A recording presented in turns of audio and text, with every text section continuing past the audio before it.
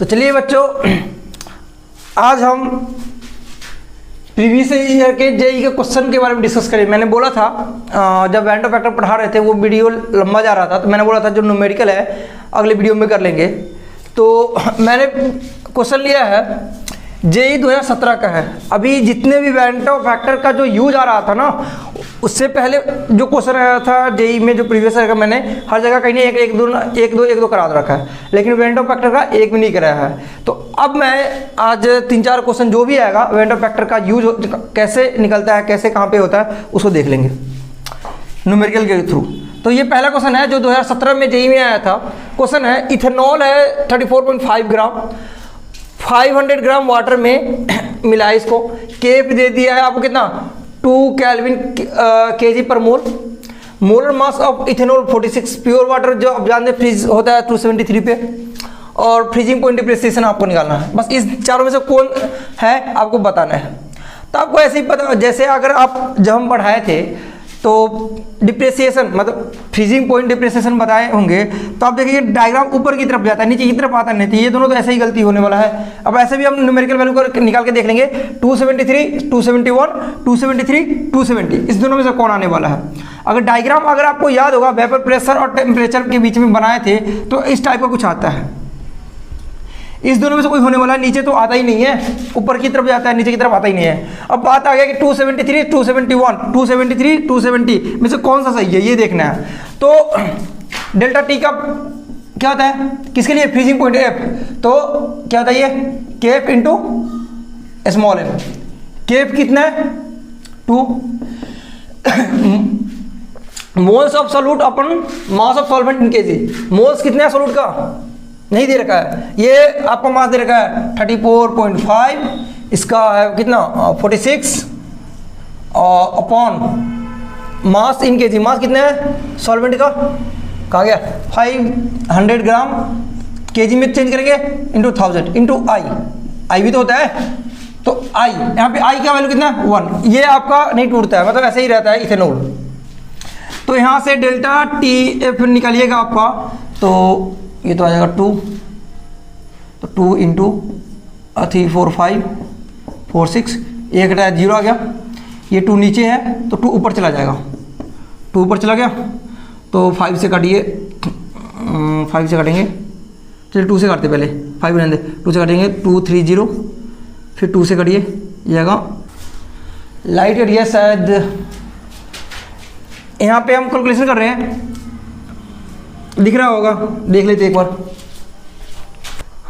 हाँ दिख रहा है चलिए तो इसको काटेंगे तो ये आ जाएगा आपका 215, तो ये काट कुट के लगभग 3 आता है, मतलब डेल्टा टी एफ आ जाता है आपका कितना 3 आता है। अब यहाँ से वैल्यू क्या होता है फ्रीजिंग पॉइंट का। अब डेल्टा टी एफ आ गया इतना, तो डेल्टा टी एफ क्या होता है T F naught minus T F is equal to 3। तो आपका फ्रीजिंग पॉइंट दिया हुआ है कितना 273 minus T F equal to 3, तो टी एफ यहाँ से कितना जाएगा 270। 270 वाला ऑप्शन कौन है ये है, तो आपका ये ऑप्शन पहला वाला सही हो गया। 273 तो आपको दिया हुआ था, 270 पे सॉल्यूशन आपका फ्रीज होगा, और आपको ग्राफ पता है ऐसा तो होता ही नहीं, तो ये दोनों होगा ही नहीं। और एक ऑप्शन तो ऐसे 271 वाला तो ऐसे ही एक ये भी गलती होने वाला है, क्योंकि ये 271 तो आता ही नहीं है। तो मैंने ग्राफ ऐसा और वैल्यू में आपने निकाल लिया 270 273। लाइट कट गया है कोई दिक्कत नहीं, फिर भी दिख रहा है आपको व्हाइट बोर्ड। ये जेईई 2017 क्वेश्चन है, पूछ दिया है freezing point of benzene decreases, मतलब freezing point benzene delta T F दे दिया आपको कितना 0.45 डिग्री सेल्सियस। अच्छा चेंज आप डिग्री सेल्सियस में निकालिए, केल्विन में निकालिए, सेम आने वाला है, कोई दिक्कत नहीं है। When 0.2 gram of acetic acid is added to 20 gram of benzene, if acetic acid associate to form dimer in benzene, percentage of association of acetic acid, मतलब कितना परसेंट एसोसिएट हो रहा है, अल्फा पूछा, परसेंटेज ऑफ एसोसिएशन पूछ दिया, मैंने short form लिख दिया। चलिए ठीक है, तो डेल्टा टी एफ का वैल्यू क्या होता है फॉर्मूला के एफ इंटू एम इंटू आई, ये कितना दिया 0.45, केएफ कितना दिया, केएफ है वैल्यू, केएफ नहीं लिखा है मैंने, केएफ का वैल्यू लिखना भूल गया। केएफ है 5.12 केल्विन केजी पर मोल, यही यूनिट होता है, ठीक है। तो केएफ है आपका 5.12 इंटू मोलालिटी, क्या होता है, moles of solute upon volume of solution in litre. Solute कौन सा आपका, एसिटिक एसिड कितना है 2 ग्राम, 0.2 ग्राम, तो 0.2 अपॉन एसिटिक एसिड का जो मोलिकुलर वेट होता है ना CH3 COOH 24, कितना है 4 हाइड्रोजन तो 4, और ऑक्सीजन कितना है 2, तो 32, 10 से 60 आएगा, तो 60 upon mass of solid in KG कितना है 20 ग्राम, तो 20 को आप केजी में बदलिएगा तो बाई 1000, यहाँ से आपका आई निकलेगा। आई निकालते हैं, देखते हैं, यहाँ से डबल जीरो लगा देते हैं, ये हटा के डबल जीरो लगा देते हैं, ये हटा के एक जीरो नीचे लगा देते हैं। चलिए अब काटा जाए, ये से ये गया, ये डबल जीरो से ये डबल जीरो गया। अब हम करते कुछ 45 = 512 इंटू, इसको काटिएगा तो 300 आएगा, तो 1/300, यहाँ से आपका ये 2 काट दीजिए 50 आ जाएगा, 50 आपका ऊपर चला जाएगा इंटू आई आ जाएगा, ये गया 6 से काटिए, ये आ जाएगा 6 कटेगा, देखते हैं 8 से 48 आ गया, 3 8 से कटेगा क्या, 6 से नहीं कटेगा, देखते हैं पहले 2 से काटते, 3 2 5 6 समझ गया 13। अब इसको अगर हम ये जगह 4 5 इंटू 3/2 5 6, ये आ गया आपका 13/256 आ गया आपका आई का वैल्यू। अब हम देखते हैं क्या बोला था, एसिटिक एसिड आपका डाइमर बनाना था बेंजीन में, CH3 COOH 2 मोल्स लेंगे, तो आपका ये बेंजीन में रखे हुए हमने, तो ये बना रहा था आपका डाइमर CH3 COOH O, यहाँ हाइड्रोजन मोल बनेगा CH3, ऐसा बनता है। अब यहाँ से मान लीजिए इनिशियली मैंने 1 मोल लिया, यहाँ पे 0, इसका डिग्री ऑफ डिसोसिएशन हम मान लेते अल्फा, तो अल्फा लेंगे तो ये अल्फा डिसोसिएट हुआ, 2 मोल एसिटिक एसिड से 1 बन रहा था, तो अल्फा डिसोसिएट हुआ, तो कितना बनेगा अल्फा/2। आई क्या होता है आपका, नीचे वाला पूरा जोड़ दीजिए अपन में ऊपर वाला क्या है 1 माइनस अल्फा प्लस अल्फा/2, तो ये क्या आएगा, आई इज इक्वल टू क्या आने वाला है आपका, this implies I is equal to 1 minus अल्फा/2। आई कितना है आपका 135/26 256 है, 256 इज इक्वल टू 1 माइनस अल्फा/2। इधर से अल्फा/2 इधर लाइए, ये रहेगा 1 माइनस 135 256 में से आपका 135 जाएगा अपॉन में 256, ये आएगा 1 5 में 2, ये आएगा कितना 1 256। फिर आपका ये अल्फ़ा क्या आ जाएगा, अल्फ़ा आपका आ जाएगा 121 इंटू 2 अपॉन 256, ये आएगा 242/256, ये आपका लगभग 0.946 ऐसे आने वाला है। तो परसेंटेज की बात करें तो ये आपका 90%, ये अल्फा कितना आ जाएगा परसेंटेज में 94.6%, यही पूछा था ना, परसेंटेज ऑफ एसोसिएशन कितना परसेंट एसोसिएट होगा, तो 94.6% एसोसिएट होगा आपका। ये कैलकुलेट कीजिएगा ना 242/56, ये 0.946 के आसपास आने वाला है, परसेंटेज में निकालेंगे तो हो जाएगा 94.6%। चलिए एक और क्वेश्चन है जेईई 2014 का, इसमें पूछा है किसका ऑस्मोटिक प्रेशर सबसे ज़्यादा है। 4 दिया है, 0.5 मोल दे दिया है C2H5OH का, 1.1 मोल दिया है, Mg है, ये जी नहीं लग रहा है, Mg है, Mg3PO4 का होल 2, 0.25 दिया KBr का, 0.125 दिया Na3PO4 का। टेम्परेचर 25 है और सब स्ट्रॉन्ग इलेक्ट्रोलाइट है, 100% डिसोसिएशन है। ऑस्मोटिक प्रेशर का फॉर्मूला क्या था, MRT या CRT। सबके लिए R तो सेम होने, अच्छा I तो छूट गया, इंटू Y, R सबके लिए सेम होगा, टेम्परेचर दे दिया तो ये सब तो सेम है। मेन जो आएगा इस दोनों का हमें देखना है, तो पाई M इंटू आई RT देखना है, ये तो सबके लिए सेम है, M इंटू आई देखना है आपका। तो पहले के लिए हम निकालते हैं C2H5OH के केस में पाई निकालेंगे तो आ जाएगा आपका कितना देगा 0.5,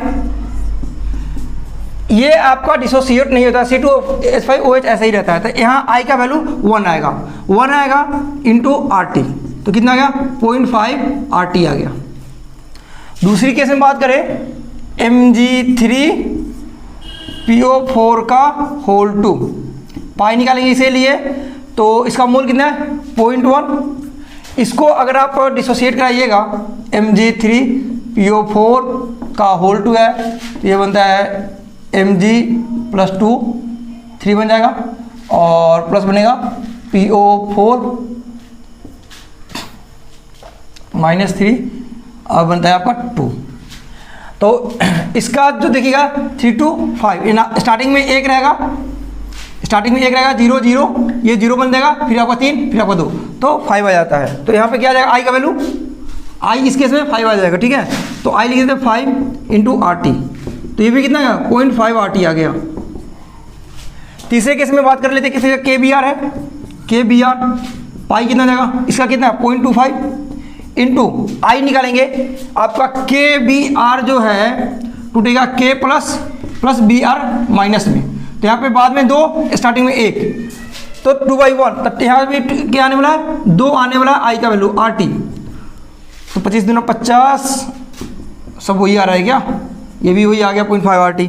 लास्ट देख लेते हैं, लास्ट शायद ज़्यादा होगा मे बी, Na3PO4 इसके केस में पाई निकालेंगे कितना 0.125 इंटू I निकालते हैं, क्या है आपका Na3PO4 क्या बनेगा Na प्लस बनेगा कितना 3 और आपका बनेगा PO4 -3 बनेगा आपका। तो इसके लिए अगर आप निकालिएगा, क्या निकालिएगा, स्टार्टिंग में 1 0 0 0 3 1, कितना आता है आपका 4 आ गया ना, तो ये आ गया 4 RT। तो इसको कीजिएगा 5 4 20, 20 2 22, 5 4 20, 4 8 2 10,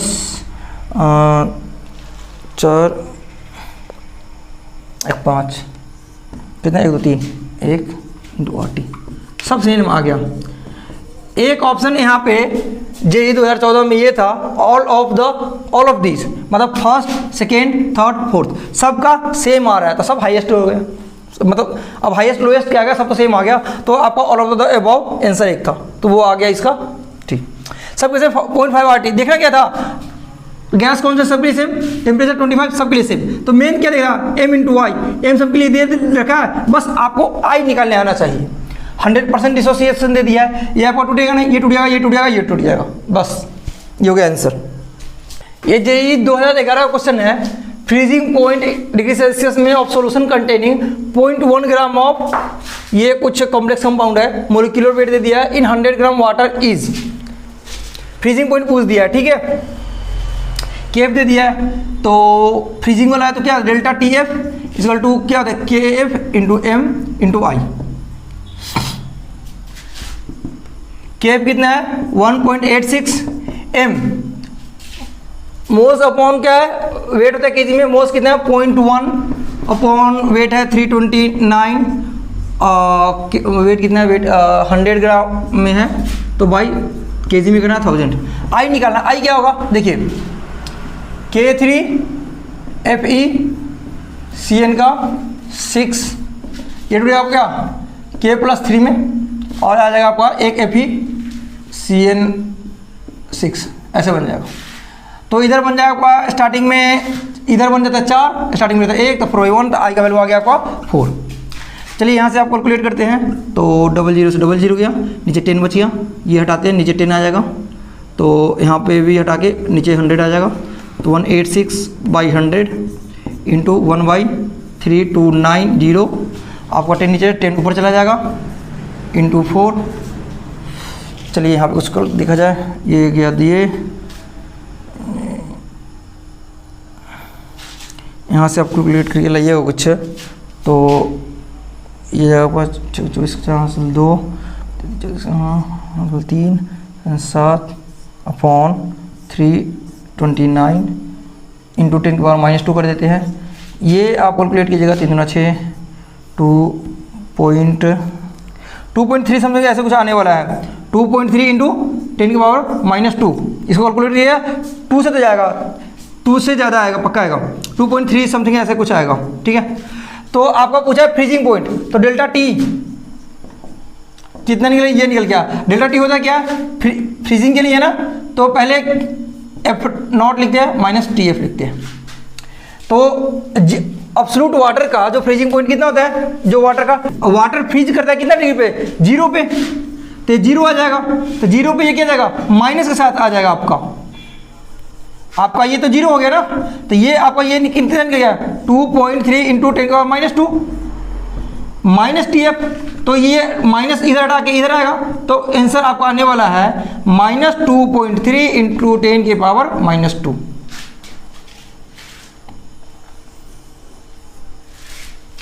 ठीक है, ये आ गया आपका फ्रीजिंग पॉइंट, किसका, वाटर का, फ्रीजिंग पॉइंट ऑफ सॉल्यूशन का आ गया। ये आपका आ गया फ्रीजिंग पॉइंट। 2015 का ये क्वेश्चन है, freezing point of 0.1 molar aqua solution दीजिए, cobalt 3 chloride ammonia complex strong electrolyte in इतना number of chloride ion in the coordination sphere of complex. Coordination sphere आपको आना चाहिए इसके लिए, कोबाल्ट कोऑर्डिनेशन स्फीयर यहाँ पे अंदर में होता है, जो आपका कॉम्प्लेक्स के अंदर बनता है, ठीक है। तो कॉम्प्लेक्स के अंदर जो बनता है यहाँ कोबाल्ट का, ये आपका आता है 6 लेगेंड। अब बाहर में जो आता है उसको बोलते हैं हम लोग आयोनाइजेशन। ये होता है कोऑर्डिनेशन स्फीयर, इसको बोलते हैं आयोनाइजेशन स्फीयर। यहाँ पे क्लोराइड का आयन का पूछा है कितना क्लोराइड होगा, तो बनाने का बहुत सारा तरीका है। मान लीजिए कोबाल्ट लिए, यहाँ पे क्लोरीन 3 ले सकते हैं, 6 पुराना है ना, तो 6 कर दीजिए। अमोनिया को भी 3 कर देते हैं, NH3 3 ले लेते हैं, 6 पुड़िया। हो सकता है मैं क्या करूं, कोबाल्ट को अंदर में 2 ले लूं और NH3 को 4 कर दूं और बाहर में 1 क्लोरीन ले लूं, या ये कॉम्प्लेक्स है। कोबाल्ट हो सकता है क्लोरीन को मैं अंदर में 1 लूं, NH3 कितना ले लूँगा, फिर 5 लेना पड़ेगा 6 पुराने के लिए, बाहर में क्लोरीन 2 आ सकते हैं।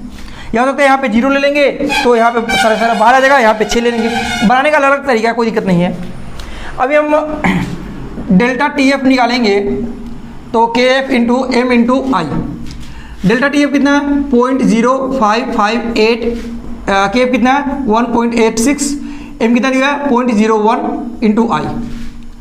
देखिए यहाँ से 1 2 3 4, यहाँ से 1 2, यहाँ से 1 2, ये तो ऐसे ही कटने वाला है। आई यहाँ से निकल के आया 558/186, ये डायरेक्ट 3 निकल के आ गया, 3 आ गया।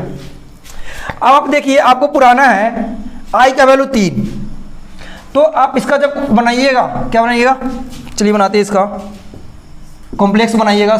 कोबाल्ट क्लोरीन आने वाला है, यहाँ पे अमोनिया आने वाला है और बाहर में क्लोरीन आने वाला है, पता नहीं कितना होगा। जब इसको तोड़िएगा तो आपका कॉम्प्लेक्स बनेगा CO। यहाँ पे आपका 6 पुरना चाहिए, अभी 6 नहीं बना रहे। कोबाल्ट और क्लोरीन आएगा, अमोनिया आएगा, कितना आएगा अभी हम लिखेंगे थोड़ी देर बाद। फिर यहाँ पे आएगा आपका आएगा क्लोरीन, जो बाहर जितना टूटेगा। देखिए स्टार्टिंग में इसका 1 लीजिएगा, ये 0, ये 0, पूरा डिसोसिएट होगा तो ये 0 बनने वाला है। ये कॉम्प्लेक्स है तो आपका 1 बनने वाला है। आई आपको 3 पुराने वाला है, तो नीचे में तो 1 है। आई का वैल्यू क्या होता है फाइनल मोल आपको दिख रहा है 1, ऊपर में 3 आना चाहिए, तो यहाँ 0 है, यहाँ पे 2 है, यहाँ पे 1 है, तो यहाँ पे 2 आना चाहिए, तो यहाँ पे 2 आएगा। इसका मतलब 2 क्लोरीन निकल के आएगा यहाँ पे, तो 2 माइनस में आ रहा है 2 क्लोरीन, इसका मतलब यहाँ पे 2 क्लोरीन होना चाहिए। 2 क्लोरीन यहाँ होगा तो अंदर में 1 क्लोरीन, 1 हुआ तो यहाँ 6 पुराना था, 5 आ गया, तो आई का वैल्यू यहाँ पे 3 आ गया। देखिए आई 3 हो रहा है। तो अंदर में जो कोऑर्डिनेशन क्या पूछा था, कोऑर्डिनेशन स्पेयर में क्लोराइड आयन, तो यहाँ पे 1 है, आयोनाइजेशन स्पेयर में कितना है 2 है, ये पूछा था 1 आ गया। चलिए ठीक है, इसी के साथ वेन डॉट वेक्टर का मैंने बहुत सारा क्वेश्चन करा दिया जो जेई में क्वेश्चन आया हुआ था, सब कोलिगेटिव प्रॉपर्टी का ही था, बस एक आई टर्म्स आ जा रहा था, उसकी वजह से सारा क्वेश्चन रुका हुआ था। मैंने इसको अलग से पूरे वीडियो में करके बना दिया है। आप एक बार खुद से जो भी क्वेश्चन बनाते हैं ना, आप खुद से एक बार ट्राई कीजिएगा, नहीं बनेगा फिर अपने देख के, मतलब जैसे मैंने बनाया फिर देख के समझिएगा, बनाइएगा। चलिए ठीक है, अगली इस लेक्चर को यहीं पे ख़त्म करते हैं, फिर मिलेंगे नेक्स्ट लेक्चर में।